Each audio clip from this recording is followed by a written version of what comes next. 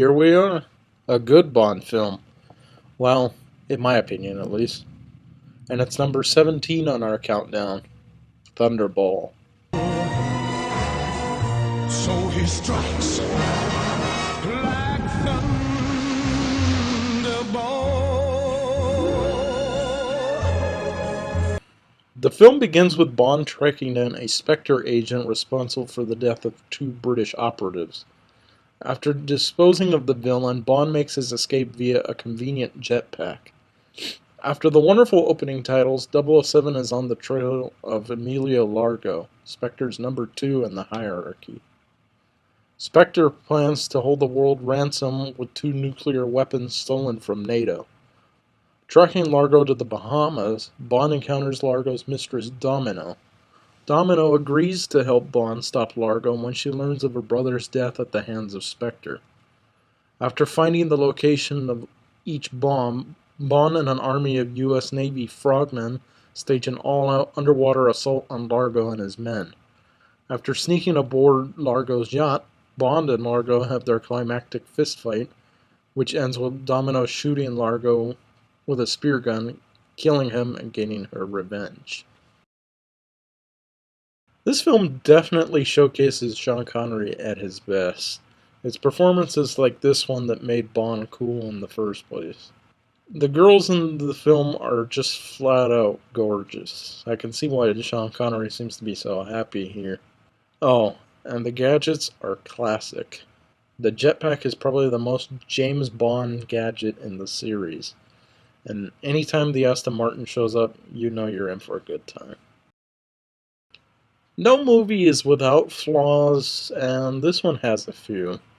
Despite enjoying the underwater battle near the end of the film, it's sometimes hard to keep track of everything that's going on.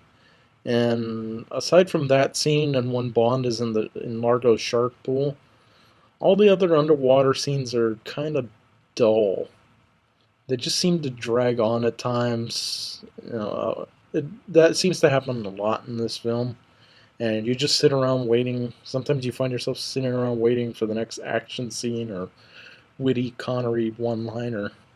Oh, and I'm not too crazy about Felix in this one. He just seems to kind of be there to be there.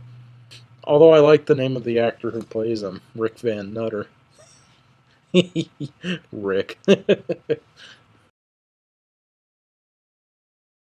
This may be second to last on my list as far as Sean Connery Bonds go, but the gap between this and Diamonds Are Forever is huge. While I think this is a good film, the pacing is slow in parts. This used to be my favorite Bond film many, many years ago, but I've grown up a little, and I still really like the film, but there are much better James Bond films, especially from Sean Connery, as you'll see later. I give Thunderball 3.5 out of 5 stars, my highest review yet for a James Bond film.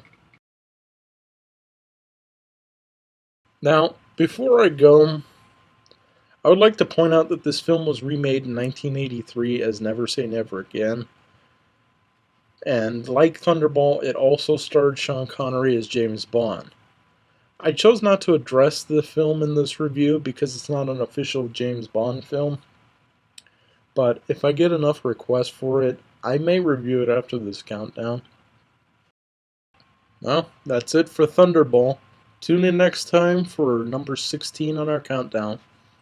Ciao.